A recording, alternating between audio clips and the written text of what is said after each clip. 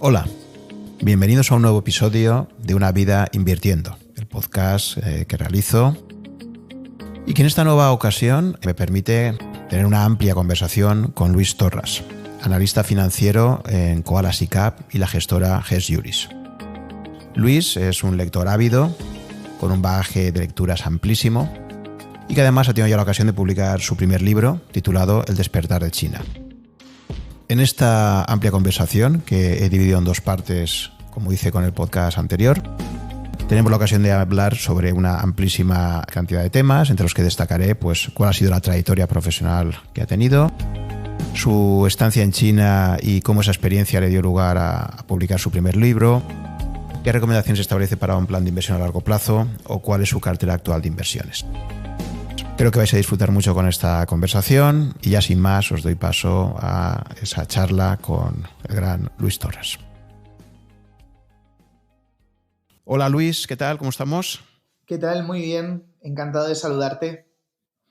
Mira Luis, creo que eres el primer persona que voy a entrevistar en este podcast que aún no nos conocemos en persona.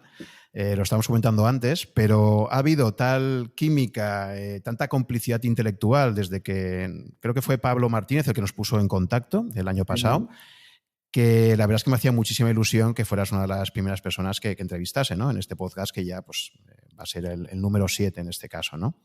Así que nada, encantado de poder contar contigo y espero que nuestros oyentes puedan disfrutar mucho de la conversación que vamos a tener. Pues nada, te reitero, como he hecho en privado, mi sincero agradecimiento. Encantado de estar aquí con los oyentes de Rankia y Una vida invirtiendo. Y nada, a la disposición del capitán. Muy bien, Luis. Pues mira, vamos a empezar. Me gustaría que me resumieras un poco lo que ha sido tu trayectoria profesional y cómo llegas al mundo de la inversión. Creo que además en tu caso partes ya pues, de un bagaje familiar importante. Creo que llegas ya al mundo de la inversión quizás porque ya tenías unos referentes ahí en familia, pero me gustaría que me explicaras en tus propias palabras cómo ha sido que llegues a este mundo de la inversión, ¿no? Muy bien, pues mira, a ver, yo estudié en Barcelona, yo soy licenciado en Administración y Dirección de Empresas por ESADE, hice mi máster en China, en la Tsinghua University. Entonces, una vez me gradué, tuve un proceso empecé mi carrera profesional, digamos, full time en Roland Berger como consultor estratégico. Luego tuve un pequeño paso por la banca de inversión en Madrid, en Atlas Capital, que es una boutique en temas de money y de finanzas corporativas.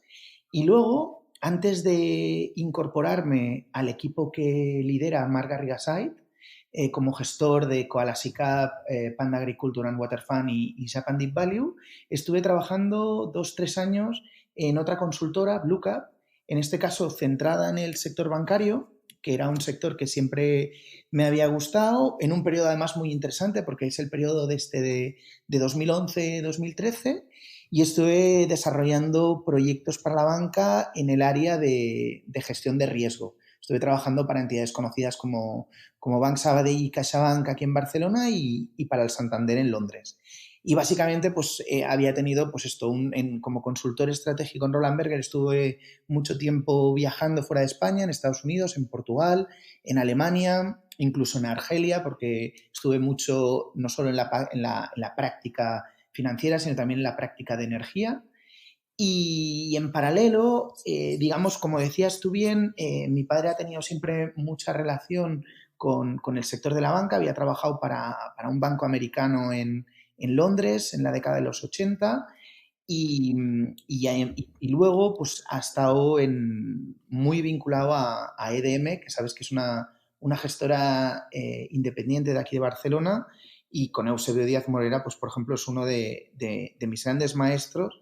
Pero es verdad que profesionalmente no me aproximo hasta al mundo de la bolsa, propiamente dicho, digamos, al margen de lo que hubiera podido hacer yo como inversor particular, hasta que con Marc Garrigasait nos encontramos creo que fue en el verano de 2013, que justo Marc acababa de sacar Panda Agriculture and Water Fund, que es un fondo que combina mega tendencia, en este caso, pues todo el tema demográfico, todo el tema del sector agrícola, el tema del agua, que luego si quieres podemos hablar más, pero es un poco, entre comillas, yo a veces la llamo la commodity olvidada. Y yo en aquel momento, justo en febrero de aquel año, había sacado mi libro sobre China. Entonces, yo a Marc ya le conocía por leerlo y seguirlo mucho porque siempre me había parecido su blog de lo más interesante que se podía leer antes. Estoy hablando de la época en que quizás el blog todavía tenía más peso que hoy, que todo va más por el canal de redes sociales. Entonces, con Marc, él le llamó la atención mi libro y ahora ya no nos acordamos, ninguno de los dos exactamente cómo fue el tema, pero básicamente quedamos para comer para un poco para conocernos, los dos nos leíamos, a él le había gustado mucho mi libro sobre China y le interesaba mucho porque, claro, al final China era una pieza muy importante en la tesis de inversión de Panda. Y de aquella comida yo me acuerdo que tenía 29, 30 años y estaba un poco en aquel momento, Juan, viendo a ver si después de consultoría o empezaba una nueva etapa en el profesional en el mundo de la banca, ya propiamente como directivo, o pues hacía aquello típico que también está bastante reglado en consultoría, que era ir a hacer un MBA, ¿no?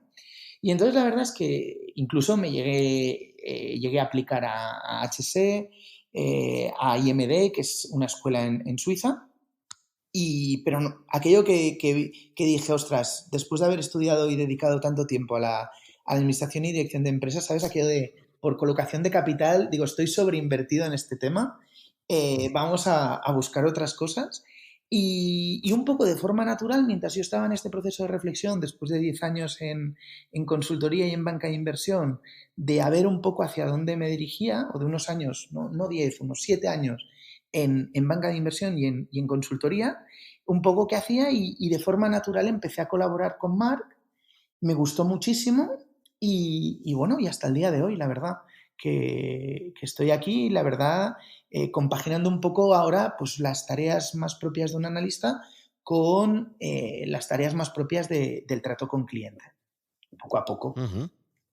Sí, sí. Y esta es un poco, claro, es una trayectoria relativamente corta. Yo la verdad es que me considero en este mundo todavía un aprendiz de todo, pero bueno, tú lo sabes, es un trabajo precioso que además te da la posibilidad de abordar una problemática compleja, una problemática cambiante y encima hacerlo pues normalmente rodeado de personas muy válidas, ¿no? Y con una visión, normalmente el trabajo que desarrollamos aquí te exige tener una visión panorámica, ¿no? Y yo creo que en el mundo de hoy de hiperespecialización es difícil encontrar pequeños oasis donde un hombre renacentista, por ejemplo, pudiera tener cabida, ¿no? Entonces, la verdad es que muy contento y yo creo que estas son las grandes piezas, ¿eh? Podría Uh-huh. enrollarme un poco más, Sí, pero... ahora entraremos en más detalles. Yo viendo tu trayectoria, efectivamente, creo que en particular siempre me ha sorprendido, por un lado, pues la valentía por tu parte de irte a hacer un máster en China, que más creo que fue en el 2006, ¿no? Es decir, que, Sí, o sea, que eso no es una cosa que es una decisión que se tome fácilmente. Y luego, la segunda, digamos, decisión por tu parte, que es además eso, luego esa sabiduría adquirida, esa experiencia, transformarla en un libro sobre China, que me parece también una aportación tuya súper interesante. Y entonces me gustaría que profundizaras un poco más precisamente en esto, ¿no? Cómo fue esa experiencia en China, qué aprendiste allí y eso de alguna forma cómo lo has acabado proyectando en tu vida profesional actual, ¿no? Oye, que no, pues, oye, aparte de agradecerte el comentario y la pregunta, ¿no? Yo quizás ahí encuadro un poco y me voy, nada, unos 3 años antes, que ayuda a entender todo, que es mi decisión por finalmente entrar en la Escuela de Negocios de SADE aquí en Barcelona. Yo inicialmente tenía en mi cabeza pues hacer o ingenieros industriales como mi padre o estudiar arquitectura como mi madre, que había estudiado arquitectura, mi abuelo también era catedrático de economía, pero también había estudiado formalmente arquitectura. Pero sabes aquello de que no era una decisión especialmente entusiasta, ¿no? Entonces, fue un día que mi madre me animó a ir a la típica jornada de puertas abiertas de la universidad y la verdad es que quedé fascinado en lo que me explicaron, sobre todo porque bueno, me explicaron aquello de que aquí pues era una escuela que iban a formar líderes capaces de transformar, líderes capaces de jugar un papel relevante en las organizaciones a las que se fueran a incorporar, con una dimensión internacional muy importante. Bueno, toda una serie de cosas que me gustaban mucho y en parte, sobre todo, la posibilidad de cursar parte de la carrera académica fuera de España, ¿no? Entonces, cuando me llegó el turno, tuve la suerte, porque siempre en estas decisiones siempre hay un elemento de suerte, de que SADE por primera vez estaba haciendo un programa de intercambio con la Universidad de Tsinghua. Yo entonces no lo sabía, pero la Universidad de Tsinghua es más que una universidad en China, en el sentido de que era una de las grandes instituciones en donde, pues, por ejemplo, el Partido Comunista se nutre de talento, ¿no? Xi Jinping, que es el actual presidente, es ingeniero por la Universidad de Tsinghua. Su primer ministro, Li Keqiang, es economista por la Universidad de Pekín, que son un poco como el Oxford Cambridge en Inglaterra o el MIT Harvard en Estados Unidos, ¿no? Grandes instituciones que en el caso de China, que es una economía todavía dirigida y en proceso de transformación, el sector público es tremendamente importante. Y es tremendamente importante porque controla sectores absolutamente fundamentales para la estructura de cualquier economía, ¿no? Por tanto, también es muy importante que la gente que se nutre en las filas del partido pues tenga esa formación, ¿no? Entonces, al final, cuando llego en el momento de tomar la decisión, yo que había viajado, pero siempre como por turismo o por disfrute, pero siempre había tenido mucha inquietud para viajar desde enseguida que empecé a trabajar a los 16, 17 años en verano, que siempre que tenía más o menos la cuenta corriente llena, pues lo de viajar yo siempre lo he visto como lo de leer, ¿no? Que es un ejercicio es como educarte, pero por otros canales, ¿no? Igual que vas al colegio o a la universidad, un viaje es educación, pero empaquetada en otro canal, ¿no? Y dije, me tengo que ir al sitio más lejos que pueda, ¿no? Entonces, yo recuerdo, porque con mis padres todavía lo hablamos algún día, ¿no? De que mis padres, pues figúrate, con un hijo que le estás pagando el ESADE en Barcelona, que tiene la posibilidad de ir a Boston y a Nueva York, que son ciudades del siglo XX, las ciudades de referencia de la generación de mis padres, que me dijeron, oye, pero hijo mío, ¿por qué te quieres ir a Pekín pudiendo ir a Nueva York o a Boston, que es donde, oye, que igual vas a estar con muy buenas universidades? Esto de China, además, me iba solo porque era un intercambio en donde solo había una plaza. Y luego, pues la verdad es que ha resultado, ha sido una decisión tremendamente importante en mi desarrollo personal, porque en esos 7 meses que me paso en China desde en el segundo semestre de 2006, tengo profesores buenísimos, porque tengo como profesores la primera generación de chinos que se han ido a estudiar a Estados Unidos, la mayoría de ellos en Harvard y en MIT, que han estudiado con premios Nobel. Me acuerdo que estuve con una profesora que había hecho su tesis doctoral con Rudy Dorsburg, con un exalumno de Krugman. Tuve de profesora David Lee, que igual la mayoría de oyentes no lo conoceréis, pero David Lee es un economista muy influyente en China. En el libro, por ejemplo, de Niall Ferguson, The Civilization, Niall, en uno de los puntales con los que se apoya para escribir ese libro, es David Lee, que fue mi profesor de economía. Entonces, claro, en parte, yo cuando estoy ahí, aparte de que estábamos en una atalaya muy interesante, porque en la clase yo estuve en el MBA internacional, con lo cual en aquel entonces, porque ahora he seguido yendo y la composición de las clases ha cambiado totalmente. Ahora, la última vez que estuve en China, que fue en mayo de este año, y que me pasé por Tsinghua, porque además daba la casualidad de que había una masterclass de Pablo Isla en el programa en el que yo había estado, y dije, oye, tengo que ir a ver qué tal lo veo, los cambios, y el 70% eran alumnos chinos. Cuando estuve yo en 2006, el 70% éramos estudiantes americanos, ¿no? Y de los alumnos chinos, la suerte que teníamos es que eran alumnos muy aventajados, que la mayoría de ellos estaban patrocinados por sus empresas, ya fueran públicas o privadas, y con buen inglés, con lo cual fueron unos meses muy ricos, porque podíamos hablar de temas que hubieran parecido pues tabú en cualquier otro entorno, porque yo me acuerdo que en clase pues también, yo me acuerdo que hicimos un trabajo en el cual yo en clase pues estuve hablando de Hayek, porque teníamos que hacer una propuesta o un simulacro de propuesta de cómo China debía hacer una regulación de fondos de pensión. Entonces, bueno, pues yo me apoyé y me acuerdo que, fíjate, en una clase, ¿no?, en una universidad china en 2006, pudiendo hablar de Hayek, ¿no? Que luego, Ujú. luego si quieres, entramos más en detalle de los cambios por los que ha pasado el país, pero contestando a tu pregunta, que no la olvido, que es en qué me ha aportado en mi carrera profesional, yo creo que el ejercicio de irme a China, yo siempre lo digo a mis alumnos, China no es un país, China es una manera de pensar. La historia de China no tiene un tronco común con la historia de Occidente. O sea, yo a veces pongo la anécdota que podrá parecer muy tonta, pero para mí es muy ilustrativa.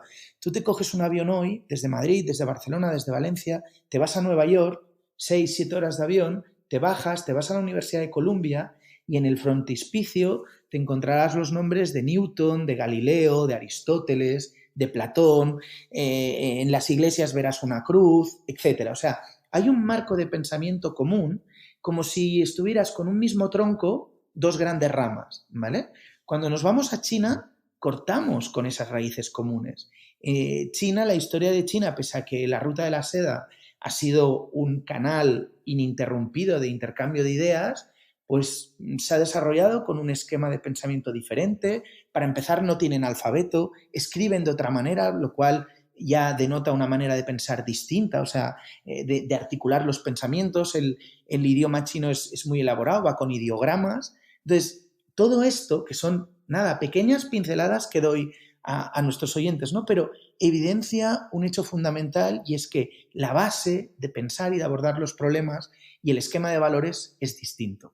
Luego podemos entrar en las implicaciones que esto pueda tener y demás, ¿no? Entonces, yo me acuerdo que en aquel periodo yo creo que aprendí la complejidad de los asuntos humanos, empecé a tomar conciencia.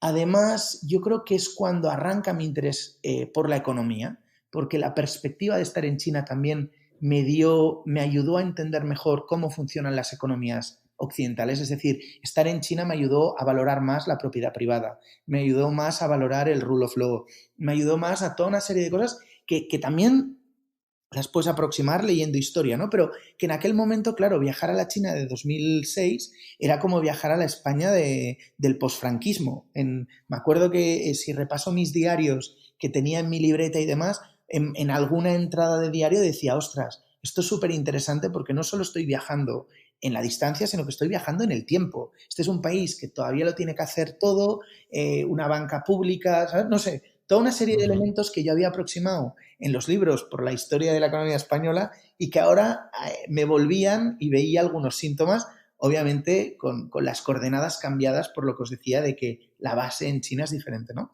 Y luego yo diría que otro tema que me ayudó mucho China es que me forzó a escribir. Me forzó a escribir en el sentido, lo que tú decías del libro, el libro surge de mi tesis de final de carrera, porque cuando llego a Barcelona me doy cuenta de que todos los libros que me he leído de China adolecen en algún sentido u otro de algunos misleadings, que diríamos en inglés, o algunos shortcuts, algunas carencias importantes. Y entonces digo, me propongo escribir un libro que me acuerdo que un periodista que, amigo, además también luego, que se ha hecho amigo, pero me decía, ostras, este es tu primer libro, y me dijo, ostras, está relativamente bastante bien escrito y demás, cómo lo has hecho, qué técnicas has utilizado, ¿no? Y yo le dije, y me salió del corazón y por eso todavía lo recuerdo, le dije, mira, he intentado escribir un libro con todas las cosas importantes que he ido aprendiendo durante estos 2, 3 años, desde que estuve en China, más luego todo el trabajo previo, hasta que sale el libro con las lecturas previas que también había hecho y que intenté enriquecer para explicar sobre todo las causas, ¿no? Mi obsesión era explicar el por qué China ha crecido tanto, ¿no? Y decía, y lo he escrito porque son cosas que quiero explicar, que explicaría a mis amigos, ¿no? Que a cualquiera de esto de, oye, esto es importante, lo has de dominar, es verdad que yo no te lo voy a explicar todo, pero me gustaría darte 3, 4 pinceladas y sobre todo abrirte el apetito por el tema, ¿no? Y esa es la misión principal del Despertar de China, que es un libro que además estoy bastante orgulloso, lo digo con toda humildad, porque es un libro editado en 2013, que yo escribí mi tesina de 2008 y que no ha envejecido mal. O sea, no ha envejecido mal y es un libro, lo que te decía, que también me animó y creo que fue el primer el bautizo de este hábito que luego he desarrollado más de leer y escribir, que son dos ejercicios de gimnasia mental, yo creo que fundamentales y además súper útiles para cualquier ahorrador inversor. Uh-huh. La verdad es que he tenido la ocasión de escuchar algunas conferencias que diste a raíz de la presentación del libro y totalmente recomendable a nuestros oyentes si quieren profundizar sobre China, escuchar alguna de ellas que hay disponibles, hay podcasts, hay algunas entrevistas en YouTube, etcétera. Y la verdad es que, bueno, pues ya digo, felicitarte porque creo que un tema tan complejo como ese creo que lo expones de una forma muy interesante, ¿no? Y muy resumiendo los puntos que desde tu punto de vista son claves, ¿no? O sea, Sí, sí. entonces... Ya digo, a mí me resultó muy enriquecedor cuando tuve la ocasión de escucharlos hace el año pasado. Oye, qué Entonces, bien. al final estás allí esos 7 meses del máster y luego ya posteriormente has vuelto a tener contacto con China o ya ha sido siempre desde la distancia. Sí, no, yo he procurado cada 2, 3 años, he procurado por A o por B, porque por ejemplo, casualidades de la vida, mi hermana, que luego también estudió en ESADE, nosotros somos 5 hermanos, mi hermana también se encontró en la tesitura en la que me encontré yo. Además me acuerdo que a mi hermana, por ejemplo, le encanta el francés y siempre ha estudiado mucho francés y el mundo francófono y le apetecía irse a Montreal. Y yo le dije, no te enredes, si por poco que puedas, vete a Tsinghua, que hay que verlo, ¿no? Entonces, ella también se fue en 2012, creo. Entonces, yo en 2012 volví. Luego he vuelto en otras ocasiones porque estuve... De hecho, intenté montar una empresa en Hong Kong, que fue una empresa fallida, pero la verdad es que muy educativa, porque, bueno, intentamos a ver si montábamos una radio internacional capaz de, en un mismo estudio de radio, poner a gente china y gente española hablando en inglés sobre China y que se pudiera, digamos, como un punto de encuentro en un plató de radio y generar contenido para la comunidad académica y la comunidad empresarial de ambos países para fortalecer lazos, aparte de desarrollar pues, temas de intelligence y todo esto, ¿no? Pero lo que quedó fue la experiencia de intentar montar una empresa en China que es tremendamente complejo, pero sí, he ido yendo y he ido siguiendo porque la verdad es que es una empresa intelectual absolutamente retadora, entendiendo la evolución, ¿no? Que en estos últimos años pues hemos visto que lo asombroso ha sido más la evolución social que la evolución económica. O sea, yo me acuerdo que, por ejemplo, cuando fui a Pekín, todavía era un Pekín de trajes de Mao, de cuello de Mao, era un Pekín donde la gente pues estaba sucia o poco arreglada, donde la higiene personal pues a veces pues era la que era, una ciudad absolutamente gris, sin ningún tipo de parterre, sin ningún tipo de verde en toda la ciudad, una ciudad o un país que estaba asombrando al mundo con su gran crecimiento, pero con unos desequilibrios entre ciudad y el campo alucinantes, tremendos, con un tema de polución que ya empezaba a despuntar digamos, a lanzar mensajes de alarma.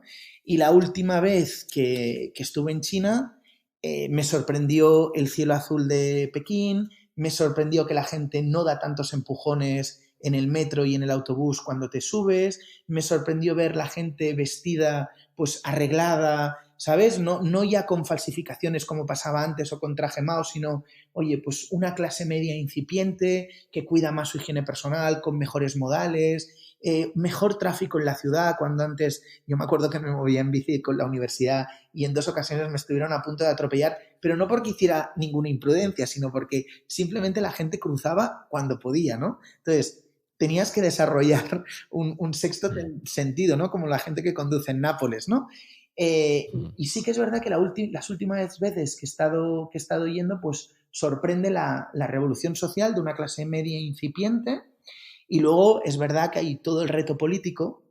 Tú y yo, que somos buenos seguidores y discípulos, me atrevería a decir, de Taleb, pues el resumen es que el sistema político chino es tremendamente frágil. Y no es que sea tremendamente frágil hoy, es que ha sido tremendamente frágil durante toda su historia, ¿no? O sea, la historia de China, así como la historia de Europa ha sido de fragmentación, de una competencia entre pequeñas potencias locales que han ido, digamos, evolucionando en esa competencia que luego ha pasado a ser cooperación y finalmente pues estamos ahora en una fase histórica de unión que hemos de ver hasta dónde llega. La historia de China ha sido una historia de unión y colapso, ¿no? O sea, en inglés, Niall Ferguson, que tiene una miniserie de 4 episodios en YouTube y que ha trabajado este tema en profundidad muy bien, habla de triumph and turmoil, ¿no? O sea, las dinastías chinas que típicamente han durado en la China imperial, duraban entre 2, 3, 4 siglos, las que mayor éxito tenían, bueno, pues llegaba un momento en el que tú tenías al emperador, un sistema feudal. Es verdad que era un sistema feudal no dinástico, es decir, no dinástico en el sentido de que tú tenías un equipo de funcionarios con unos sistemas meritocráticos, que es el mandarinato, que luego tuvo problemas porque el mandarinato era una institución monopolística, es decir, un poco, no sé qué ejemplo poner para no despistar y que el ejemplo no distorsione lo que quiero explicar, pero básicamente al final, y es una de las causas que se apunta al deterioro y declive chino a partir del siglo XIV-XV, ¿no? Que es que al final los mandarines, claro, si tú evitas la competencia y la confrontación de ideas, es fácil que te quedes enquilosado, ¿no? Yo a mis alumnos, ahora no tengo la fecha porque no tengo aquí, ¿no? Pero a mis alumnos o cuando he hablado de China, siempre cito como una fecha muy importante para entender el declive chino y cómo China se cierra en sí mismo cuando se prohíbe la religión católica, ¿vale? Durante muchos siglos, Matteo Ricci, de forma célebre, tradujo los textos de Aristóteles al chino y hubo, por ejemplo, la dinastía Yuan, ¿vale? Que es la dinastía de los mongoles, que si alguno tiene Netflix y se ha visto Marco Polo, pues son los tiempos de la caída Song y la llegada de los mongoles.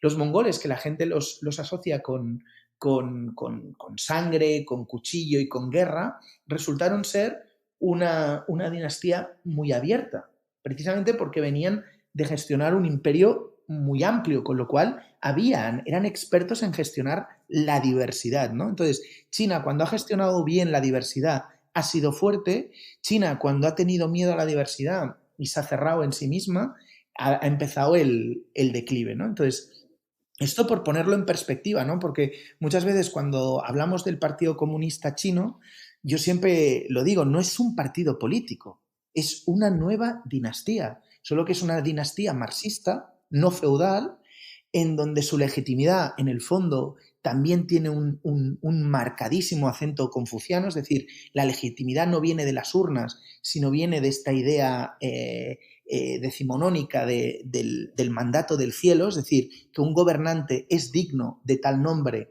en tanto en cuanto es capaz de garantizar 2 cosas, la seguridad de la nación y su progreso, la comida y todo esto. Es decir, un poco aquí en teoría política occidental hablaríamos de legitimidad de ejercicio, ¿no? Es decir, o sea, no solo se trata de que tú tengas una legitimidad en origen, que te la puede dar las urnas, o te la puede dar haber ganado una guerra o lo que sea, o una herencia dinástica, pero sobre todo, y además esto entronca mucho con la doctrina liberal, ¿no? Lo importante es la legitimidad de ejercicio, es decir, un gobernante es demócrata o es legítimo en tanto en cuanto cumple las leyes, respeta la propiedad, respeta la vida, ¿no? En el mundo chino, esta legitimidad, lo que te decía, te la da esta idea del mandato del cielo, todavía vigente, porque además es una idea que planea en los discursos de los grandes líderes, en donde, en tanto en cuanto la legitimidad de los líderes chinos y de la dinastía actual, que es este Partido Comunista Chino, que hemos de ver hacia dónde es capaz de hacer llegar China y qué transiciones apoya y cuáles no, y qué conflictos o qué choques tenemos con Occidente, como los ha habido a lo largo de toda la historia. O sea, no va a ser si China, o sea, la guerra comercial entre Estados Unidos y China no es el primer desencuentro de tipo político que existe entre Occidente y China, ni mucho menos. Pero bueno, en cualquier caso, es muy potente entender esta idea de que China es una manera de pensar, tiene unos valores y una filosofía diferente, lo que esto, digamos, se visualiza con una estructura política totalmente diferente y unas instituciones políticas diferentes a las nuestras, también en una manera de hacer negocios muy diferente a las nuestras, y que el Partido Comunista yo creo que ayuda mucho más a entender si lo vemos como esto, ¿no? Como una nueva dinastía que ahora está, desde que ganaron la guerra civil con los nacionalistas, de hecho el 1 de octubre hizo 70 años, pues un poco con esta legitimidad de de ejercicio y manteniéndose en el poder con una manera de hacer política y de ejercerlo pues totalmente distinta a la nuestra, sin duda. Uh-huh. Interesantísimas observaciones. Me ha gustado en particular cuando has comentado de que quizás el gran reto de un imperio es gestionar la diversidad, ¿no? Porque efectivamente, por definición, un imperio, cuanto más abarca territorialmente, se encuentra con mayor diversidad. Esto me ha recordado una idea. Hay un libro por ahí muy interesante que publicó Josep María Colomer, no sé si lo conoces, es catedrático en Georgetown, que habla de la Unión Europea como un imperio. Y él habla mucho de un imperio no imperialista y hace muchas referencias a lo que es actualmente la Unión Europea con lo que fue el Sacro Imperio Romano-Germánico. Básicamente su tesis es esa, es decir, si la Unión Europea quiere sobrevivir por el efecto Lindy, sabemos que el Sacro Imperio Romano-Germánico duró 1000 años y si funcionó fue por una serie de razones, y él habla mucho precisamente de esto, ¿no? de la necesidad de gestionar la diversidad, de que el poder del emperador no sea excesivo, de los equilibrios entre los diferentes territorios, etcétera, ¿no? Y supongo que serán los mismos problemas a los que se ha enfrentado China históricamente, ¿no? Y de ahí venía tu afirmación esta de gestionar la diversidad. No sé si puedes establecer algún paralelismo entre la historia de Europa y un poco la de China, ¿no? En ese sentido. Bueno, a ver, curiosamente, más que paralelismo, yo creo que son dos cuentos distintos, ¿sabes? O sea, yo creo que la historia de Europa ha sido una historia más de libertad individual, más es la historia de las ideas. A ver, también con matices, ¿eh? Porque ahora hablábamos, me hacías pensar, por ejemplo, en las obras de Peter Frankopan, ahora cuando hablabas de lo de los imperios, personajes como Gengis Khan, que ya hemos mencionado, o Alejandro Magno, o más cercanos a nuestra historiografía, como Hernán Cortés o los conquistadores españoles, de nuevo, muchas veces se les asocia como personas sanguinarias, cuando lo que fueron es personas con un liderazgo tremendamente hábil en el pacto político y en la gestión de gente de fuera que supo ver y leer muy bien los problemas de la tribu de al lado y sacarles provecho y saber seducir y arrastrar hacia un proyecto político distinto o establecer pactos de no agresión, etcétera, ¿no? Entonces, con respecto a la pregunta, yo lo que vería es que es complejo porque si una cosa ayuda a diferenciar entre la historia de Europa y la historia de China, es este elemento de en Europa es una empresa de más antifragilidad, de ciudad-estado, seguramente por la orografía. Hay varias teorías. Sabes que en China la gran parte de la China imperial es una gran llanura, ¿sabes? Son unos grandes altiplanos. China, cuando, para situar en la historia, China también tuvo, además es una idea muy, muy kissingeriana, porque es aquello de los equilibrios de poder, ¿no?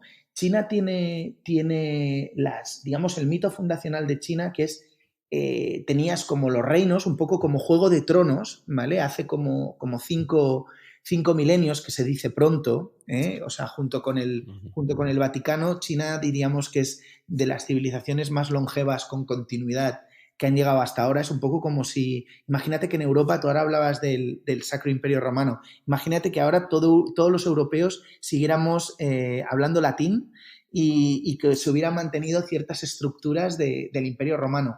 Algo así está pasando en China. El idioma escrito, por ejemplo, un coetáneo hoy un contemporáneo, perdón, hoy en China puede leerse a Confucio en, digamos, entre comillas, versión original, ¿sabes? Porque la continuidad del idioma ha sido un continuo, ¿no? Entonces, lo que te decía, ¿no? En Europa tú has tenido ciudades-estados, luego has tenido la formación y la aparición del Estado-nación, pequeños equilibrios, pero siempre dentro de una fragmentación y de una competencia, ¿no? Yo pongo un ejemplo que te parecerá tonto, pero es muy clarificador, que es por qué son los europeos que llegan a América con una cáscara, con un barco que es literalmente una cáscara de nuez, cuando si tú te miras la historia, hasta incluso un siglo antes de que Colón zarpara con su expedición hacia las Indias a buscar especies y tropezara con el Nuevo Mundo, Zheng He, que es un eunuco de la corte imperial china, había estado navegando por todo el Índico con barcos de hasta 138 metros de eslora y con unas tripulaciones de hasta 30.000 personas, ¿no? Entonces, pero en cambio China, por temas de seguridad interna y por lo que decíamos del control de los mandarines, que no querían perder cierto control con respecto a la situación de decir, oye, ojo que no abramos nuevos mercados y que igual aquí, ¿sabes? Como en los que hayan leído, por ejemplo, Los enemigos del comercio de Scott Addo, que distingue entre una sociedad sublime y una sociedad prosaica, es decir, una sociedad sublime donde mandan los políticos y los intelectuales, o una sociedad prosaica donde mandan y se respetan más los hombres de negocio, ¿no? Pues por ese miedo y por ese monopolio se prohíben las expediciones navales por edicto imperial, con lo cual navegantes como Zheng He no tienen alternativas a quien acudir para financiar este tipo de expediciones, ¿no? Entonces, si tú te miras la historia de Colón, que en el fondo es un private equity, pues oye, como buen private equity se va a Venecia, no encuentra financiación, se va aquí, no encuentra financiación y al final es Isabel y Fernando los que le financian su empresa, ¿no? Su venture capital. Claro, eso es posible por esa alternancia de poderes que en competencia te hacen aflorar, ¿no? Esa competencia de ideas que al final le dio fuerza a Europa y te simplifico mucho, ¿no? Pero ayuda a entender con esa mentalidad china de unidad y control, pero eso sí, claro, una capacidad de movilizar una vastísima capacidad de recursos que en su día fueron capaces de construir la muralla china y en tiempos modernos han sido capaces de estrangular los márgenes de prácticamente todas las manufacturas, conquistando, entre comillas, los lineales de todos los supermercados y comercios y centros comerciales de Occidente, ¿no? Una conquista silenciosa, pero ¿no? Un poco es esta dicotomía, que ya te digo que no es fácil de simplificar. Interesantísimo, además introduciendo el concepto de antifragilidad talebiano para explicar efectivamente cómo el imperio chino era desde tu punto de vista más frágil inherentemente que lo que ocurría en Europa, ¿no? Totalmente. Interesantísimo. Y por cerrar, la verdad es que podríamos estirar casi el podcast entero a hablar de China, porque dado tus conocimientos en el tema vastísimos, es extremadamente sugerente escucharte.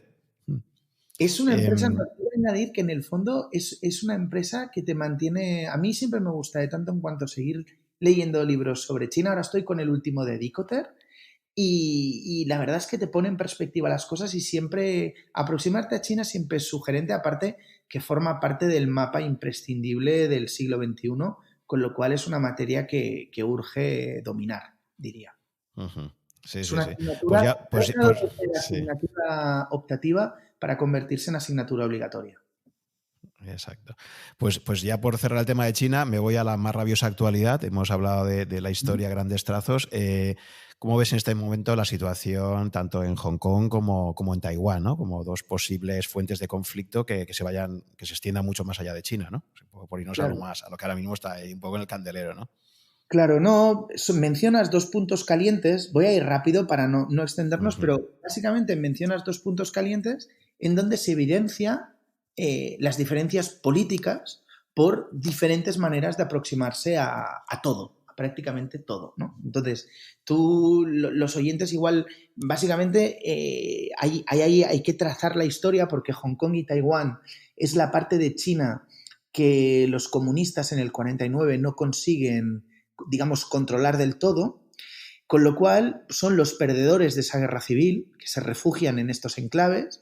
El caso de Hong Kong es más particular porque encima era una colonia inglesa que luego pues Thatcher se la sacó de encima, creo que en el año 97, en donde se pactó que en Hong Kong históricamente se había fijado el administrador de la provincia desde Londres, pero respetando el marco institucional inglés, ¿vale? Entonces los hongkoneses, que son chinos como en Pekín, igual que en Singapur, que también son chinos y tienen un régimen también dictatorial, no como el régimen de Hong Kong, que es más libre o era más libre simplemente por el estilo inglés. Pues ahora se encuentran una misma etnia con dos regímenes políticos totalmente distintos y incompatibles entre sí, ¿no? Y en el caso de Taiwán, la isla de Formosa es donde se refugia Chiang Kai-shek, que era, digamos, el Mao nacionalista que intentó instaurar una república democrática en China, pero que no se salió. No se salió en parte por falta de apoyos internacionales, porque la verdad no es aquí el tema, pero tanto Roosevelt como Truman fueron muy miopes a la hora de entender la amenaza comunista y tuvieron un comportamiento hasta cierto punto cínico. Truman, por ejemplo, impone un embargo de armas al bando de Chiang Kai-shek, que tiene que financiar la guerra con inflación, y finalmente ya sabemos cómo acaba, ¿no? El bando que financia la guerra con inflación. O sea, nadie gana una guerra financiándola con inflación, mientras Mao tenía todo el apoyo, soporte y logística de Stalin, ¿no? Entonces, bueno, ellos se acabaron refugiando en Taiwán.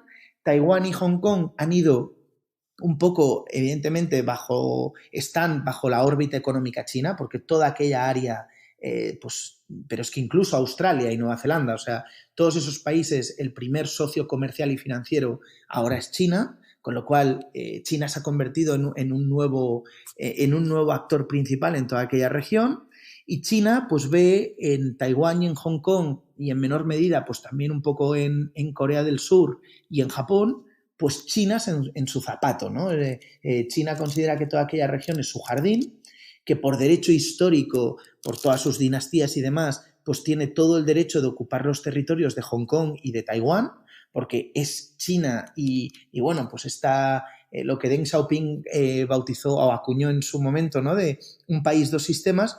Pues la gran ambición de China es recuperar su integridad territorial y desde luego, pues, yo no soy analista geopolítico, pero sí que es verdad que simplemente viendo el peso demográfico y cómo están las cosas, bueno, pues es un tema realmente complejo, ¿no? Pero para mí educativo, en el sentido de que, bueno, esto es un termómetro que nos indica que cuando muchas veces desde prensa se nos dice que Estados Unidos y China tienen un conflicto comercial, pues no es verdad, porque Estados Unidos y China lo que tienen es un conflicto político, esencialmente político, y que además hunde sus raíces en temas realmente de calado, en una visión diferente de ver las cosas, en unos valores distintos que afloran y hacen alumbrar unas instituciones políticas que funcionan totalmente de forma distinta. Y estamos en un mundo que muchas veces se dice que es multipolar, pero se nos ignora el adjetivo clave, que es multimodal. O sea, cambian, hay distintos modelos, ¿no? Entonces, ¿cómo compaginar esto después de décadas en donde ha habido un modelo preeminente, que ha sido el occidental? Pues sin duda, es uno de los grandes retos del siglo XXI y que dificulta o hace que sea todavía más retante la solución de los problemas globales, que sean problemas globales no quiere decir que las soluciones sean globales, que muchos talebianos sabemos que las soluciones son siempre de carácter local, ¿no? Pero ese sería un poco mi resumen de un tema, ya digo, tremendamente complejo, ¿eh? No estaba preparado para hablar tanto de China y estoy hablando un poco de cómo me sale, ¿eh? Pero no sé si ha quedado clara las ideas principales. Sí. Bueno, yo valoro mucho siempre la improvisación y poder siempre un poco adentrarnos en diferentes temas que van surgiendo de forma espontánea. De todas formas, si te parece, volvemos un poco, o sea, ha quedado ya bastante claro y te agradezco muchísimo esta reflexión global sobre China. Y si te parece, vamos a volver un poco a la rama principal de la conversación que teníamos, y es un poco, bueno, pues una vez que tú finalizas el máster, te reincorporas profesionalmente en estas empresas que has conocido y acabas conociendo a Marc y trabajando en la empresa actual, ¿no?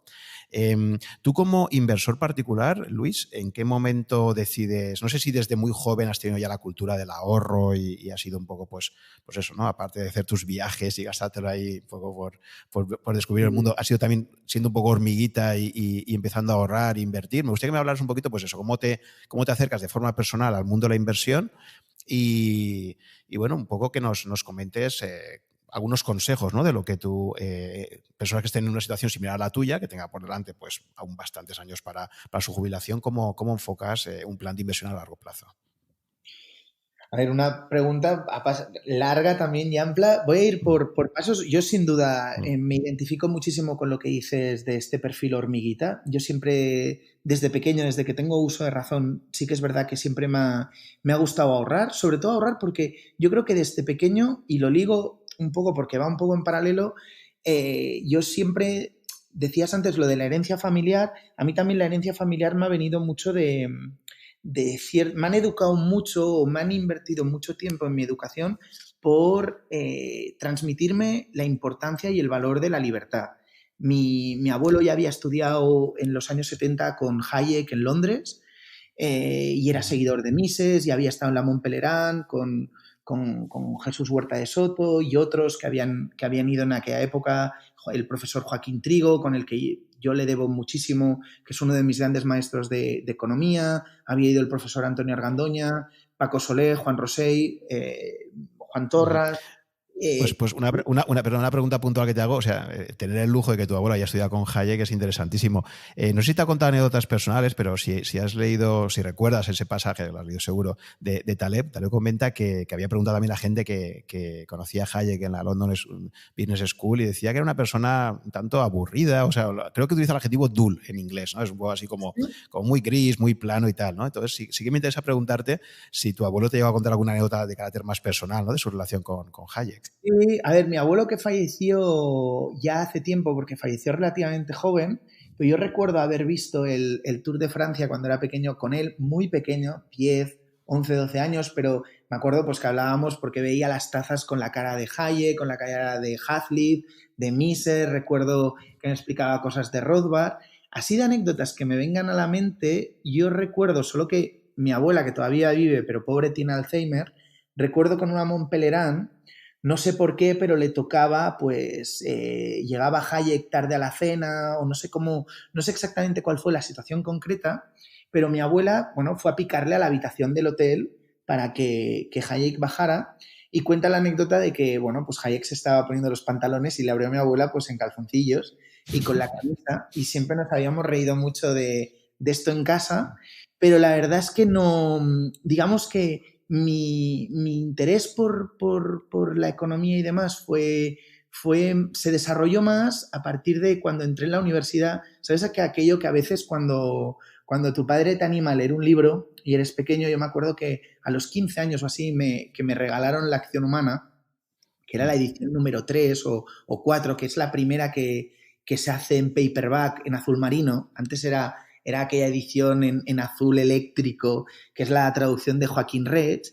Y claro, para un chico de 15 años que está esperando una raqueta de tenis, pues que le regalen un libro, dice, madre mía, qué desastre, ¿qué es esto? Me voy a mi habitación y que no me toquen más las narices, ¿no? En plan, lo hago la caricatura, porque luego todo esto lo he valorado muchísimo y yo me acuerdo, pues, de ver las noticias siempre con mi padre, sentado ahí al lado del sofá, comentando la actualidad económica, entendiendo los grandes conceptos que luego me han acompañado, ¿no? El problema del cálculo económico, el problema de la función empresarial, el problema del descubrimiento, los sistemas de precio, la información, conceptos que, si lo menciono es porque luego al final el problema de la inversión no deja de ser más que un problema de información, ¿no? Por un lado, o sea, hay dos caras de una misma moneda. Hay un problema epistemológico, de información, de entender lo que está pasando, de interpretar con toda la profundidad y detalle que podamos hacer ahí, porque está desde los filtros, de cómo filtramos la información,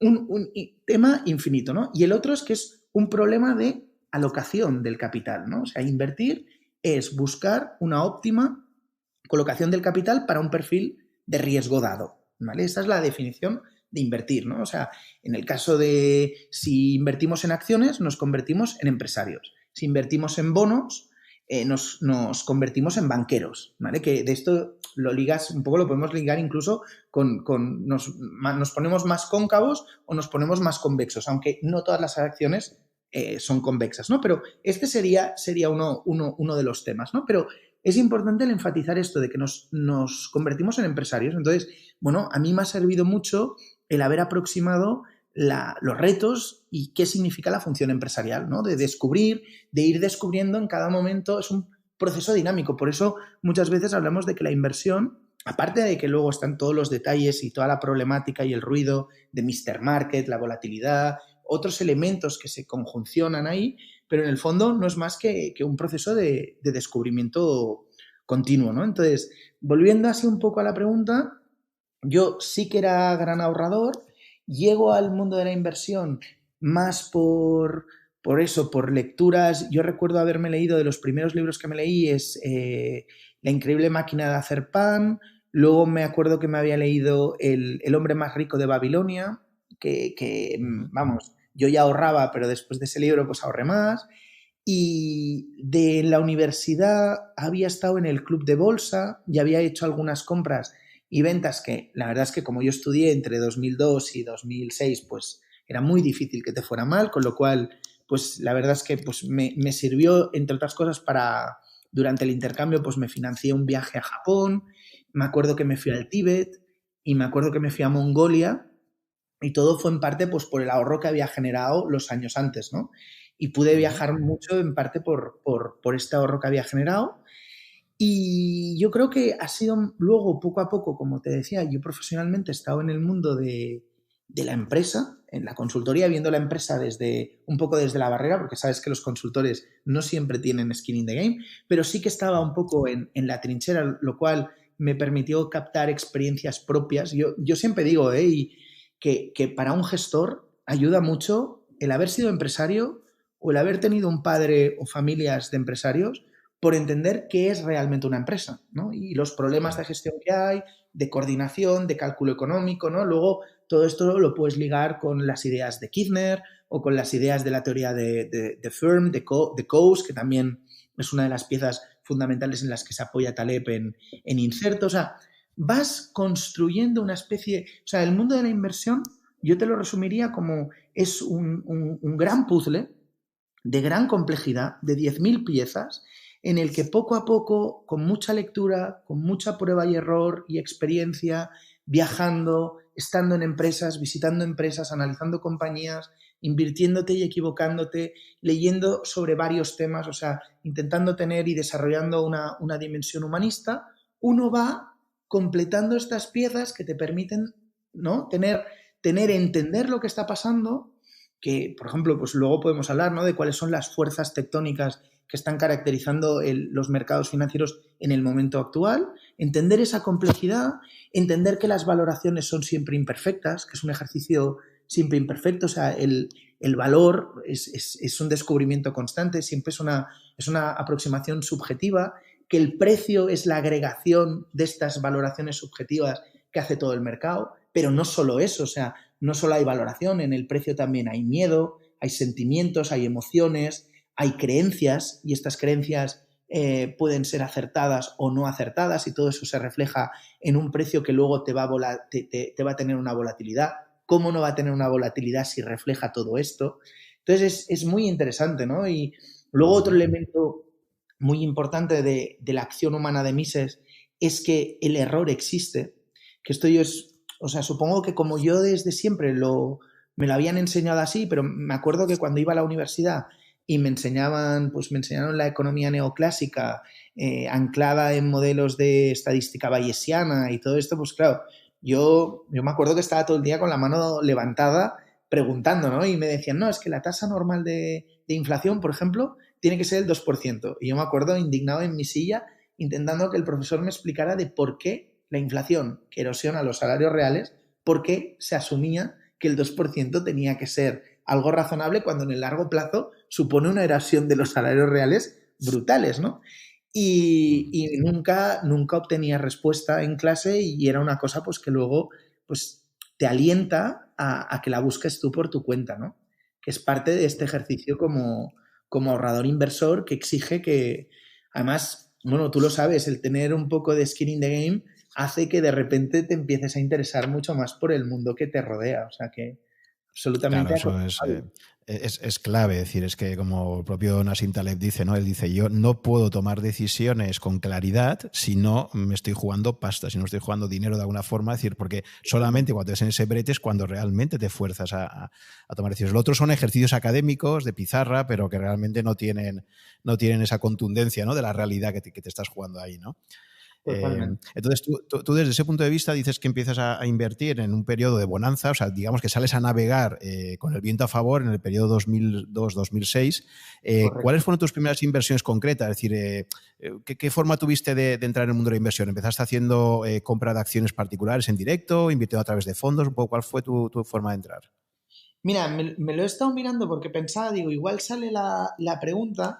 No me acuerdo de los valores exactos. Fue compra de valores, de acciones. Me acuerdo Uh-huh. que tenía una cuenta de valores en el Santander, que era la cuenta, digamos, que nos facilitaba cuando entrábamos en la universidad, pues nos daban un carnet que podía ser Visa, que encima pues teníamos una cuenta de valores ahí. Y me acuerdo pues de valores como Indra, Gas Natural y Repsol, creo. Y no Uh-huh. por nada, sino porque eran algunas de las compañías de las que habíamos hablado en clase. O sea, no por nada más, ¿sabes? Uh-huh. Trabajábamos con el método del caso, entonces a veces cuando pues, salía un de estos, pues, pero vamos, no era una inversión consciente ni mucho menos. Sí que empezaba en la universidad, me acuerdo que te he mencionado a Eusebio Díaz Morera, que es uno de mis grandes maestros, Marga Rigasait, por supuesto. También me acuerdo de haber leído mucho a Walter Scherk, que es un inversor Uh-huh. interesantísimo aquí en Barcelona con muchísima trayectoria y que cuando yo estaba en la universidad escribía unos artículos de estos de 2 páginas enteras en el periódico grande, en La Vanguardia, en el suplemento Dinero, donde explicaba muy bien tanto tesis de inversión como método, ¿vale? En aquel caso muy simple, pero explicaba muy bien el PER y entonces, pues digamos, un poco la puerta de entrada a este mundo, ¿no? Ya te digo, un poco lo que escuchaba en casa, con más la suerte que he tenido de estar rodeado de personas que han sabido mucho, pero ya te digo, dicho esto, la inversión consciente empieza cuando me incorporo con Mark. Uh-huh. Y hasta entonces, por ejemplo, pues Warren Buffett, Benjamin Graham, un poco los padres del value investing, ¿era algo que ya habías leído algo o te era completamente ajeno?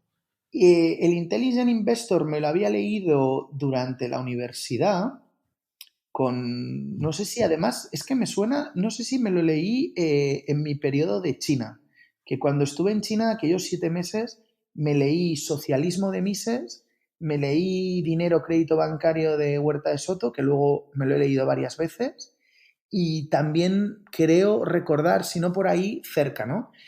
Pero, a ver, yo también la verdad es que tenía varios intereses y es curioso porque me leí antes libros, por ejemplo, como Mandelbrot Uh-huh. o temas por ejemplo, Buffett. Me había leído más, pues, todo lo que es Poker Slayer de Michael Lewis. Me gustaba, durante una época, me gustaba seguir las cartas, o siempre había seguido las cartas que publicaban, pues, desde EDM. Es verdad que Charlie Munger sí que ya había leído algo, sobre todo porque piensa que es recuerdo, te estoy hablando de recuerdos, pero en algunos blogs yo recuerdo que Mark en El abrazo del koala hablaba de lo que se decía en las juntas de Beckinsale. Luego también a través de Pablo, pues descubro, Pablo Martínez Bernal, descubro la figura más de Warren Buffett. Pero es verdad que llegó a través, por ejemplo, a Warren Buffett llegó a través de Juan de Mariana, cuando empezó en sus inicios.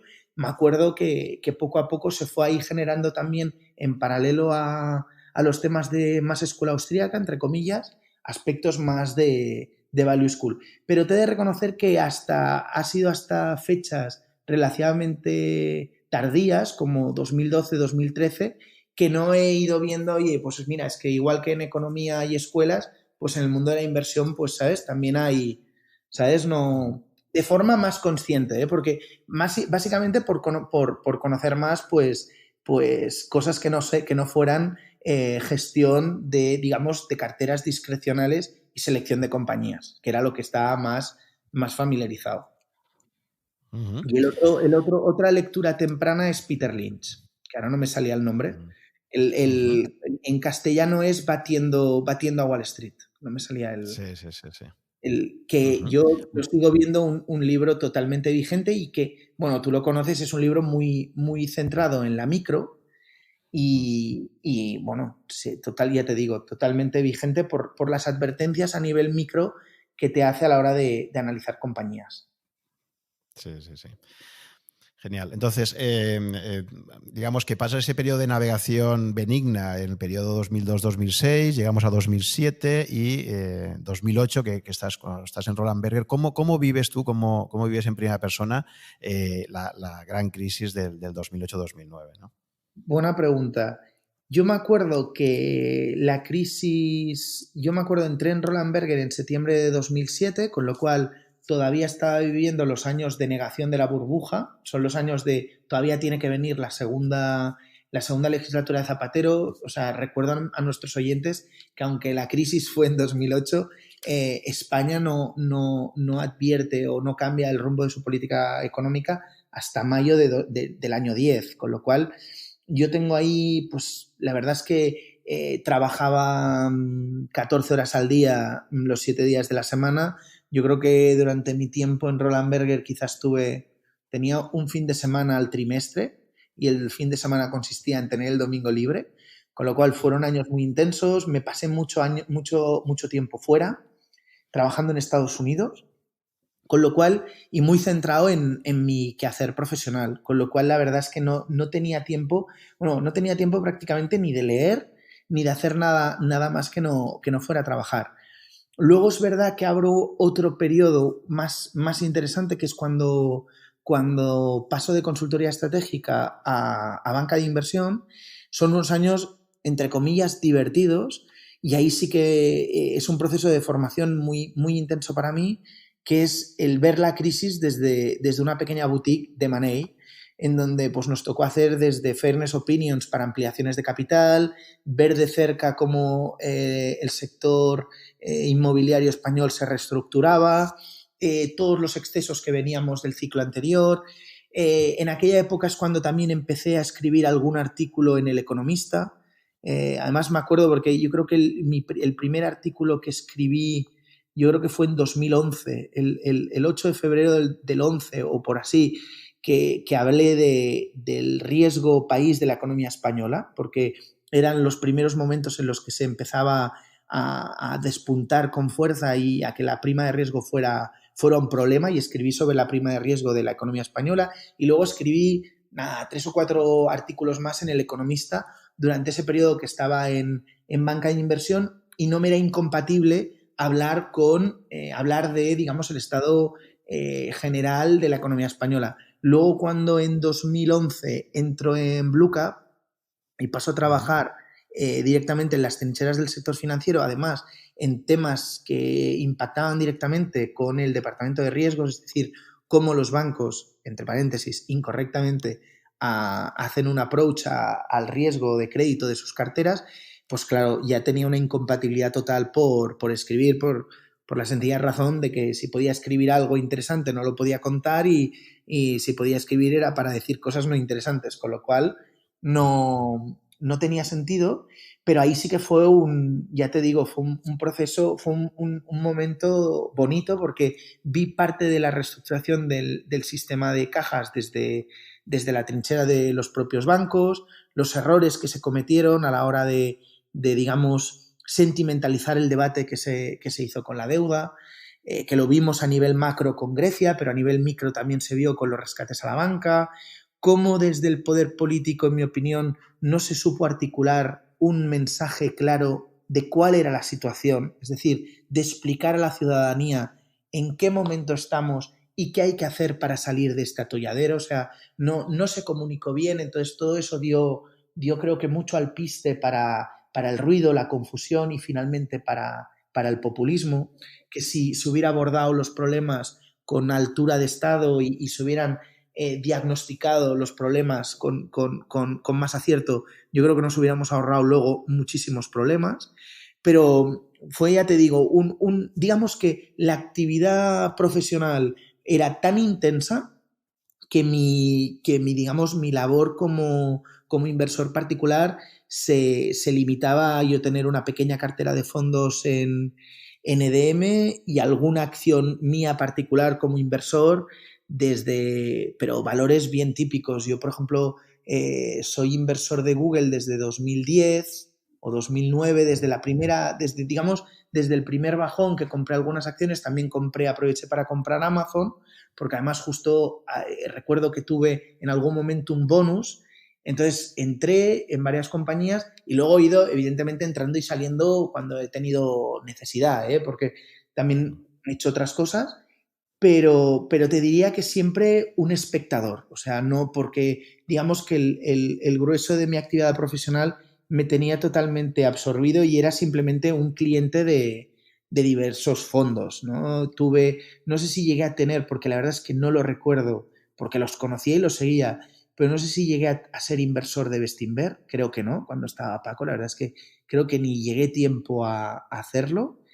Y luego sí que es verdad que cuando en 2013 decido abandonar el mundo de la consultoría y la carrera directiva para pasar al mundo de convertirme en analista de compañías para el equipo que lidera Marga Riasait, entonces sí que ya pues de manera más consciente he procurado que no se diera aquello de en casa del herrero cuchillo de palo, ¿no? Y me he procurado más de tener mi cartera.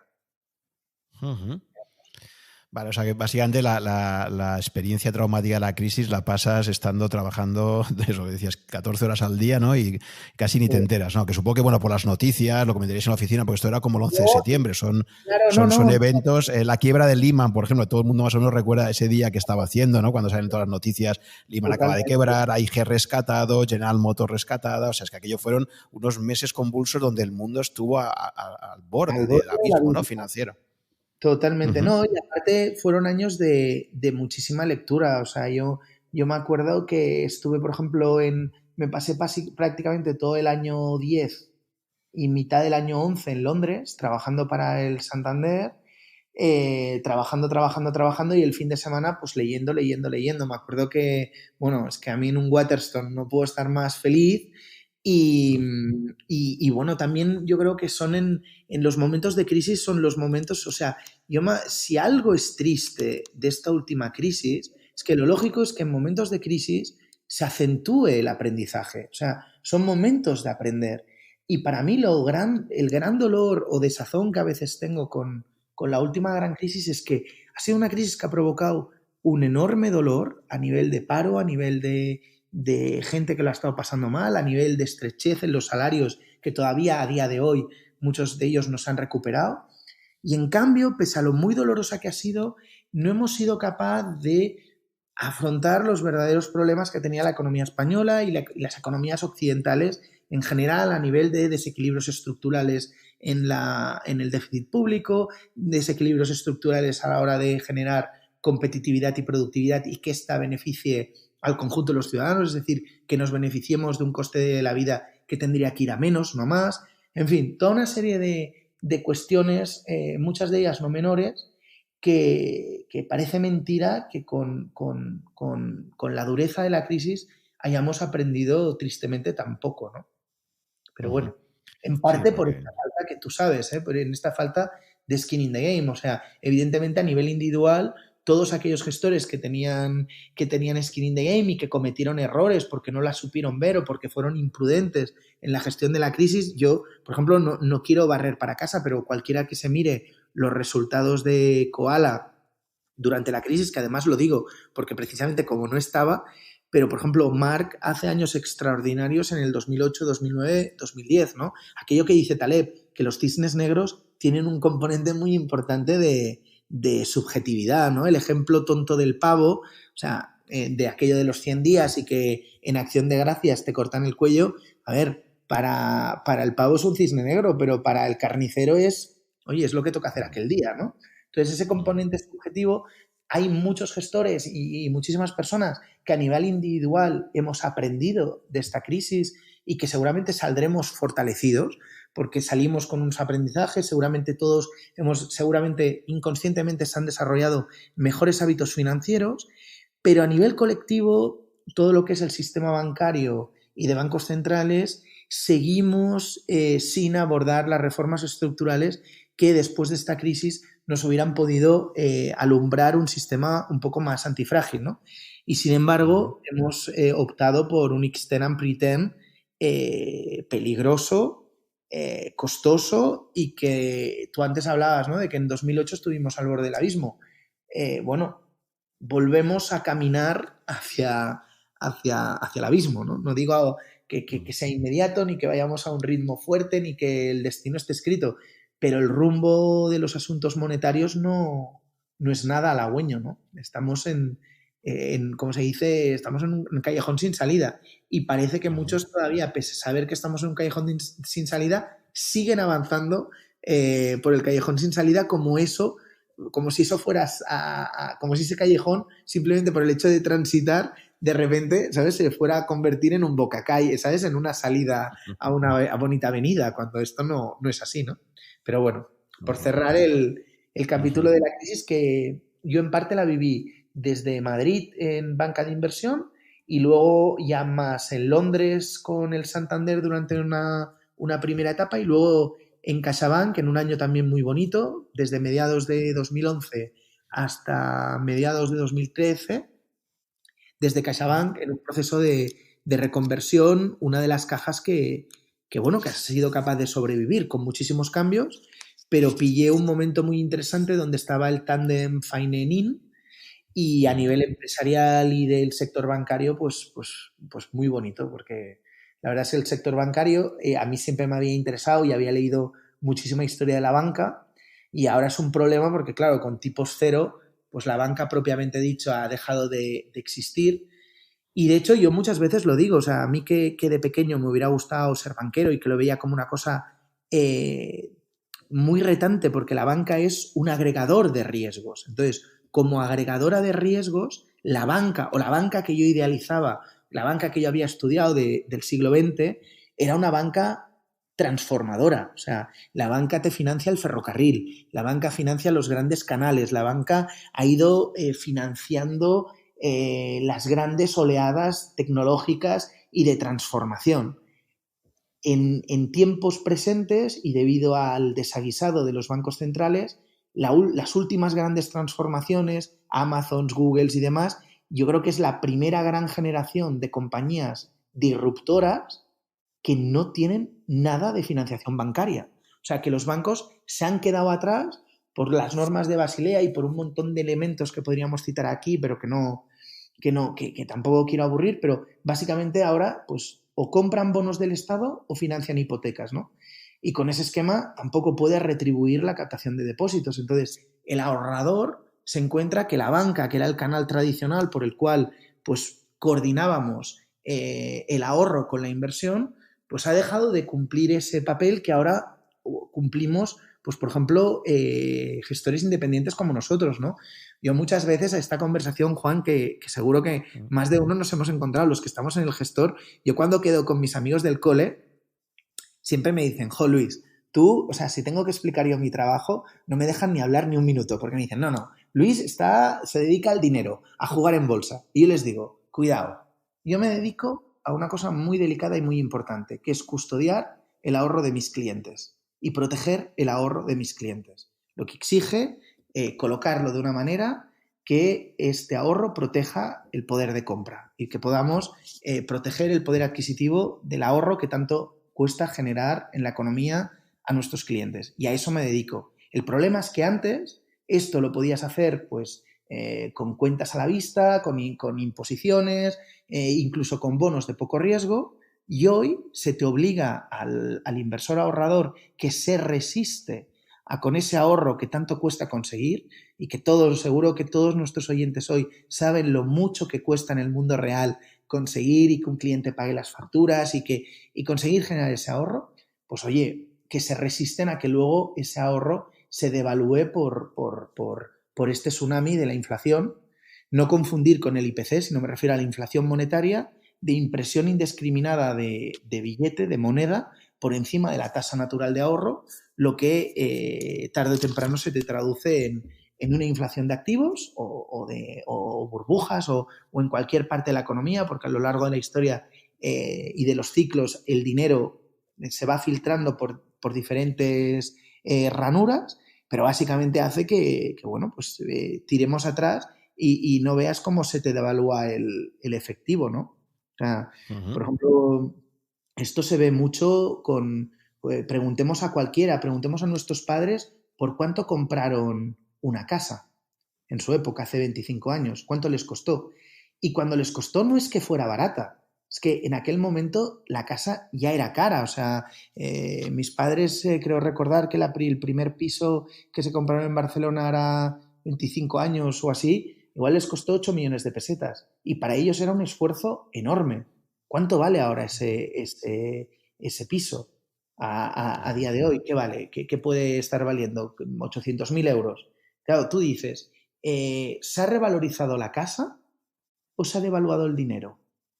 Y Ujú. simplemente la casa es la misma, pero ahora necesitas poner muchos más billetes para comprar esa misma casa, ¿no? Entonces, Mm. eso es un ejemplo tonto, ¿no? Pero remarca la Sí, sí, no, importancia pero de efectivamente, eso, por ejemplo, en el oro se ve muy claro, ¿no? El oro, $35 la onza, 1971, y ahora pues está, ¿cuánto? Ha llegado hasta a 1.800, ya está a 1.300. totalmente, ha subido muy rápido y ahora se está tomando. O el petróleo también, que leí un artículo interesantísimo de Nick Szabo, que es una de las personas clave en la creación de Bitcoin, y precisamente me dio una perspectiva que nunca le había dado esa, porque además la explicación convencional que siempre se hace en las universidades sobre la subida de precios del petróleo a partir del 73, y entonces él explica cómo, claro, la subida de precios del petróleo no es simplemente una cuestión de reducción de la oferta de petróleo por parte de los países árabes, como represalia a la guerra de Yom Kippur, sino sobre todo también el hecho de que ya estamos fuera de Bretton Woods en el 73. Entonces, Totalmente. el petróleo se convierte en una commodity semi-monetaria y es una forma de decir, oye, me voy a proteger mejor frente a un dólar que cada vez va a valer menos si tengo mis inversiones en petróleo que si las tengo en dólares, ¿no?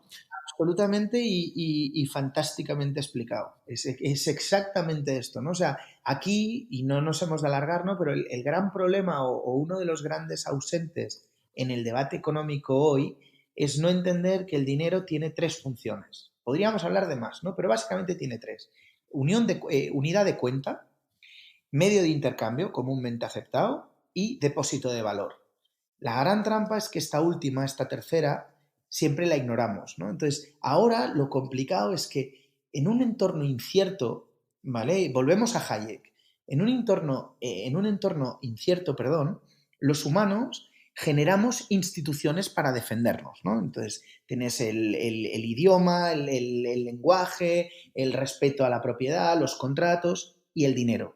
El dinero no es más que una institución que surge por la necesidad de ahorrar, de articular el ahorro y de proteger, depositar. Cuando los hombres empiezan a tener excedente, a partir de la revolución agrícola, hace 13.000 años más o menos en el valle del Tigris y del Éufrates, bueno, se empieza a articular y empieza a surgir la necesidad de ese ahorro poderlo acumular. Y surge, bueno, al cabo de muchos años de prueba y error, la evolución, la teoría evolutiva de las instituciones se va perfeccionando hasta que el oro es escogido desde hace aproximadamente unos 5.000 años como la forma más genuina de dinero, ¿no? Sabes que hay la cita aquella tan buena de JP Morgan, que además es una cita que él dice en sede parlamentaria, porque él está en un hearing debido al pánico de 1907 y en un momento de la transcripción JP Morgan dice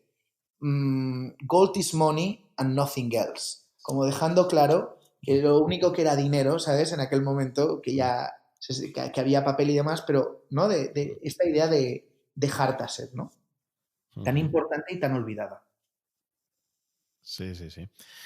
Bien, entonces, nada, volviendo a lo que sería tu evolución en el mundo de la inversión, ya desde que empiezas a colaborar con Margaret y Aside en estos últimos 5 años, por cerrar este bloque y que nos digas un poco, haciendo tu skin in the game, pues cuál sería ahora mismo tu cartera actualmente, básicamente, así en términos porcentuales, un poco tu cartera de inversión, ¿cómo la tendrías estructurada? Perfecto, además esta pregunta sí que como te conozco, digo, esta seguro que me caerá y la tenía preparada. Yo la verdad es que tengo una cartera un poco sesgada y que tampoco puede ser modelo de nada, precisamente porque tengo muy sobreponderados mis productos, ¿no? Pero digamos que al margen de unas inversiones de private equity, de startups que he hecho por conocer a gente y que me he metido en algún fondo, nada, una cosa seleccionada y menor, y digamos lo que es mi fondo de pensiones, te diría que prácticamente un 50% de lo que tengo en bolsa, que más o menos tendré, ahora estaré rozando un 70% invertido en bolsa, un 30% en liquidez, prácticamente más de la mitad es Japan Deep Value, un 20% es Koala y un 30% es Panda, más o menos, a grandes rasgos. Un patrimonio que, bueno, pues que es el que es. Y luego, esto por la parte de fondos, y luego es verdad que me gusta practicar y experimentar con ideas y demás, y por mucho que lo digas, a veces hay que hacerlo, ¿no?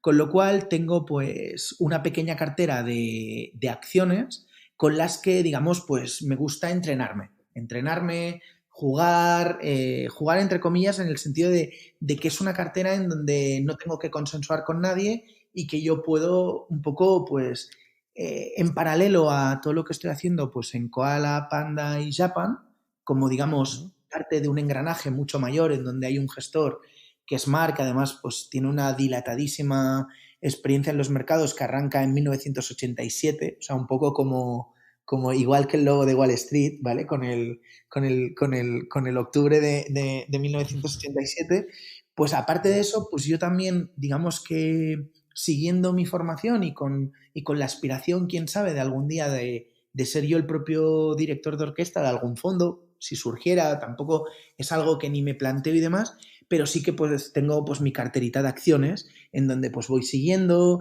cosas, ¿sabes? Y así también yo creo que lo que decías tú, ¿no? Es la manera de aprender realmente, ¿no? Uh-huh. Y aparte de lo que sería acción, o sea, en tu asset allocation, en tu lo que es tu distribución de activos, entonces tu visión es, en tu situación actual, obviamente, luego hablaremos un poco de lo que serían consejos generales para cualquier tipo de, bueno, para un inversor de carácter un poco más general, pero en tu caso particular, por ejemplo, ese asset allocation está todo exclusivamente centrado en acciones, o sea, no tienes, por ejemplo, nada de renta fija, No no tengo tienes nada nada de de... fija, tengo, ya te digo, un buen fondo de Venture Capital por gente que conocía de toda la vida y esto es así un poco personal, pero yo me casé hace 3 años y una de las cosas que le dije a mi mujer justo 2 días antes de casarnos, aquello, la última cita que tuvimos, una de las cosas que le dije es que yo no me quería hipotecar, ¿no? Que no quería, no me apetecía tener deuda, un poco así en el momento, ¿sabes? Por hacer un poco de disclaimer. Y precisamente, pero sobre todo le enfatizaba por la importancia de estar bien invertido. De bien invertido. O sea, tengo algo de inmobiliario bien seleccionado a través de plataformas que te permiten invertir algo en inmobiliario, bien comprado, hace ya 2 años o 3 que no invierto en inmobiliario porque creo que estamos ya en un momento un poco caliente.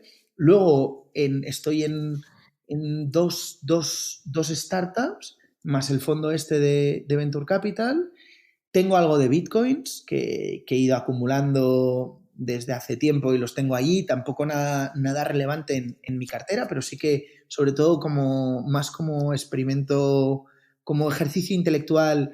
Ya desde 2014 que empecé a informarme del Bitcoin, pues me ha parecido un tema apasionante y siempre lo he abordado más desde la libertad financiera que no desde el mundo propiamente de la inversión.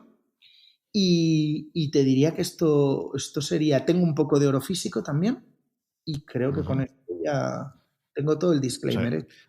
vale. O sea, que tienes oro y tienes Bitcoin. Pues si te parece, vamos a hablar un poco de eso también, porque me parece un tema apasionante, ¿no? Además, creo que has tenido la oportunidad. Para mí hay un libro que ha sido, en mi visión personal, clave para entender muchísimo mejor qué es lo que podría aportar Bitcoin, que ha sido El patrón Bitcoin de Saifedean Ammous, un libanés, además con prólogo de nuestro admirado Nassim Taleb. Y creo que has tenido la ocasión de conocer personalmente al autor. ¿Puedes comentar un poquito más cómo ha sido conoceros? Sí, mira, ahora te comento, a ver, nos conocemos como tú y yo, simplemente virtualmente. Solo que, mira, estoy haciendo mis deberes y cuando me preguntas, me anoto la pregunta, ¿sabes? Como el alumno disciplinado y no quiero dejar nada por contestar. Y me decías, antes de saltar a lo de Bitcoin, me decías, para la gente que nos está escuchando, dos cosas que te parezcan especialmente importantes, ¿no? a la hora de invertir, ¿no? Yo siempre digo, y además lo digo a mis clientes, que mucha gente dice que a veces o puede existir esta idea de que ganar dinero en bolsa es gratis. Esto es una mentira y es una falacia. Y quien lo diga, no solo se está engañando él, sino que peligrosamente puede engañar a un tercero. Para mí, ganar dinero en bolsa o estar bien invertido o invertir bien o sacarle provecho a nuestro ahorro, es decir, poner la fuerza del interés compuesto a trabajar, exige un trabajo en dos dimensiones.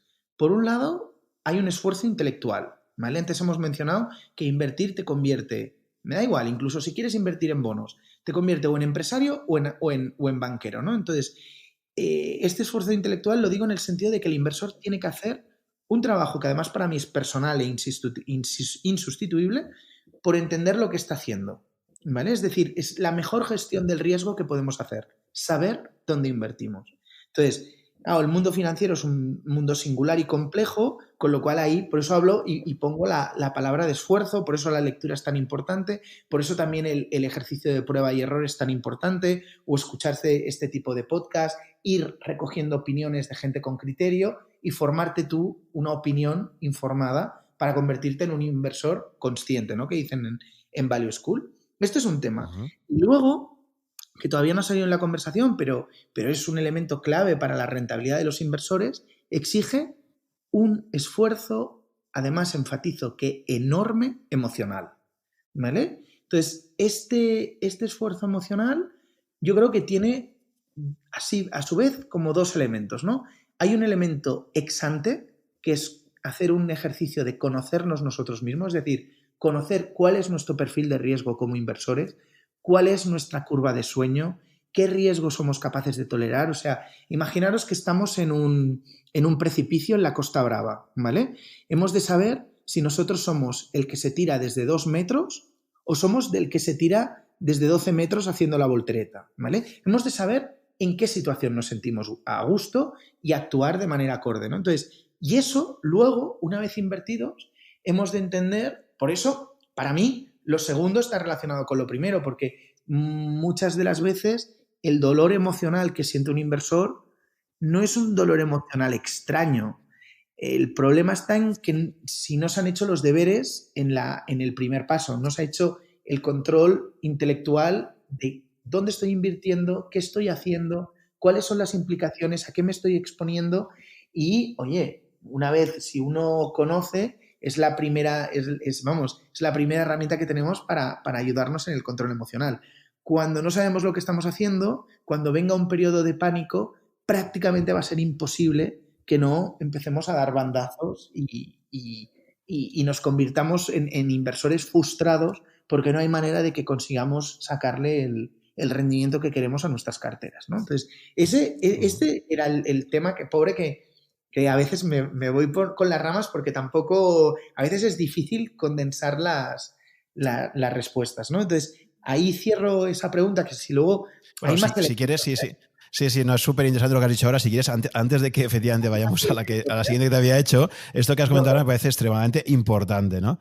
Y efectivamente, te quería preguntar, porque claro, mi experiencia personal también me dice que muchas veces tendemos o sea, por mucho que apliquemos la racionalidad, es muy fácil tener epifanías, es muy fácil quedarnos deslumbrados intelectualmente, ¿no? O sea, supongo que tú eres una persona que te percibo apasionada, ¿no? Por cómo comunicas y tal.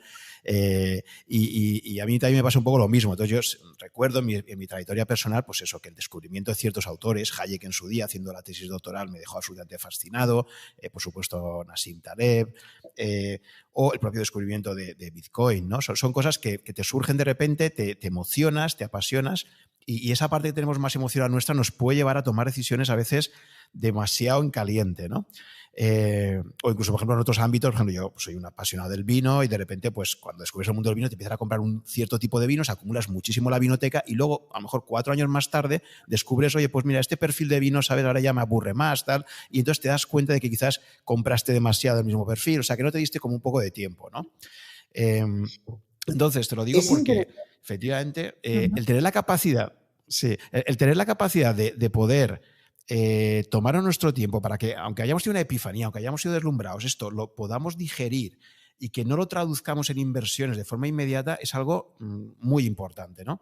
Yo, por ejemplo, te lo digo también con una experiencia personal reciente que tengo, ya digo, la entrada en Bitcoin en mi caso ha sido bastante reciente y lo que he descubierto, por ejemplo, y que todo el mundo te recomienda, oye, prueba con testnet, que es la red de pruebas, nunca hagas ninguna operación sin probar antes testnet, no sé qué. Lo que he descubierto, por ejemplo, es que una cosa que te genera nueva, que te puede generar ese vértigo que decías tú de saltar en la Costa Brava desde 12 metros de altura, es que te das cuenta que en Bitcoin la lógica, o sea, la cuestión no es de no tener claro si quieres invertir en Bitcoin o no. El problema que tienes luego es, una vez que ya has invertido, cómo lo custodias, cómo le das la seguridad que necesita, que no tiene nada que ver con la seguridad convencional en un banco, etcétera, ¿no?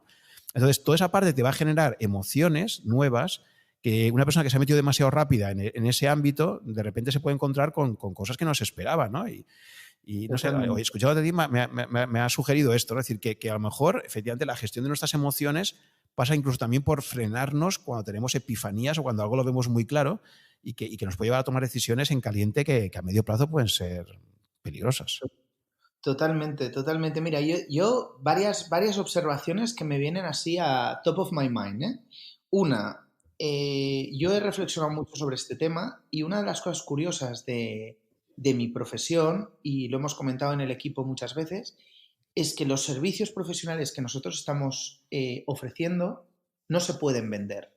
Te tienen que venir a buscar. O sea, la banca, vuelvo a mis orígenes, entre comillas, ¿no? Pero yo me acuerdo que cuando tú lees la biografía de Sigmund Warburg o Chiffré, o te lees los banqueros renacentistas, románticos catalanes como Remisa, o la gran banca como un Luis Valls, o Ignacio Villayonga, Rafael Termes, el banco, la gran función de la banca era la negación del crédito, porque tu responsabilidad estaba con tus impositores. Tú tenías que salvaguardar ese ahorro, por lo tanto tú solo puedes dar crédito a quien estés archiseguro que te lo va a devolver.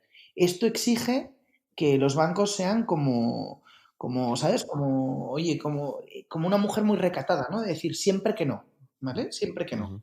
O negación del crédito, que además es una función social muy importante porque evitas que ese ahorro que ha costado tanto en acumular se pierda, ¿no? Entonces, si ahora nos vamos, acuérdate de lo que decíamos antes, ¿no? De que ahora esta función de custodiar el ahorro y darle retorno ya no lo hacen los banqueros tradicionales, la banca retail, sino que lo estamos haciendo los gestores de inversión y la gente que estamos con fondos y demás, ¿no? Entonces, impera la misma lógica, ¿no? Entonces, yo muchas veces, cuando me viene un cliente muy entusiasmado por invertir, le digo, llámame de aquí 3 meses.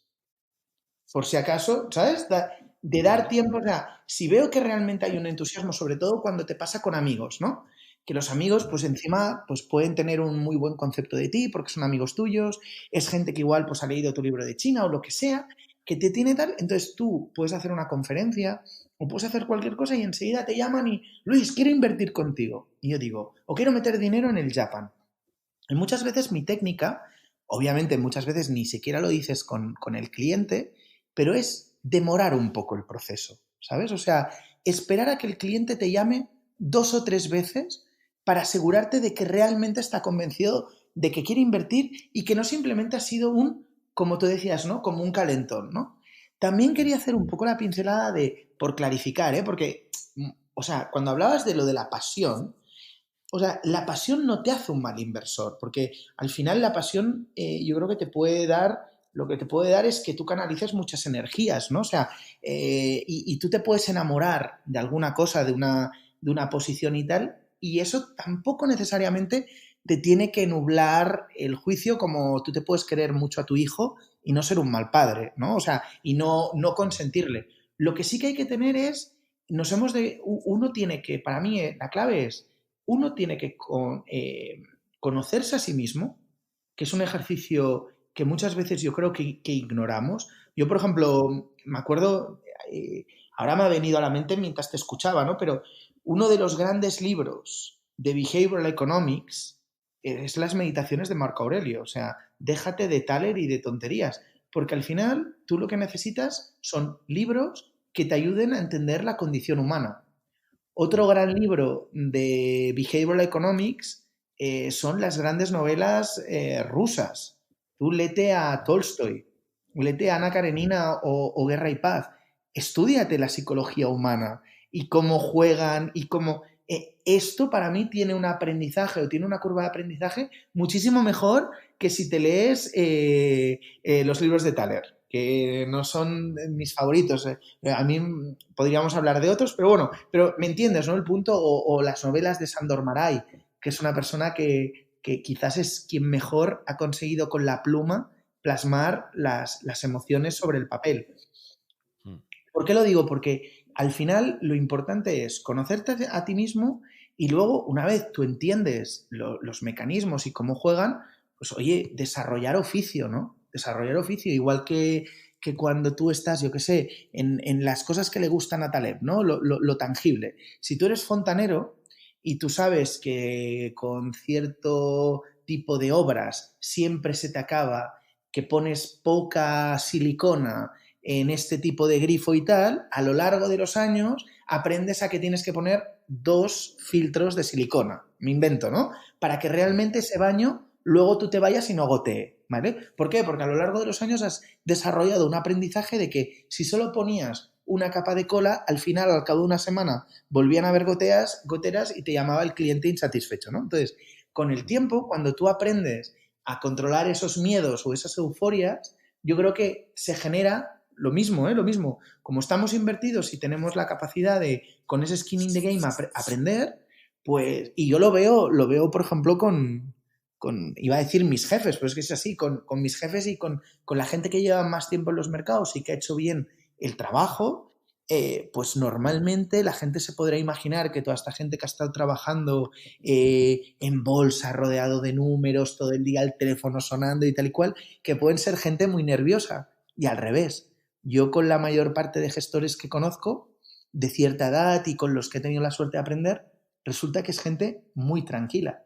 En parte seguro que es gente muy tranquila por el ADN, porque tienen la suerte de tener un carácter sosegado, que no quiere decir que no sean apasionados. Marga Rigasait o Paco Paramés o tantos otros inversores son unos apasionados de lo que hacen.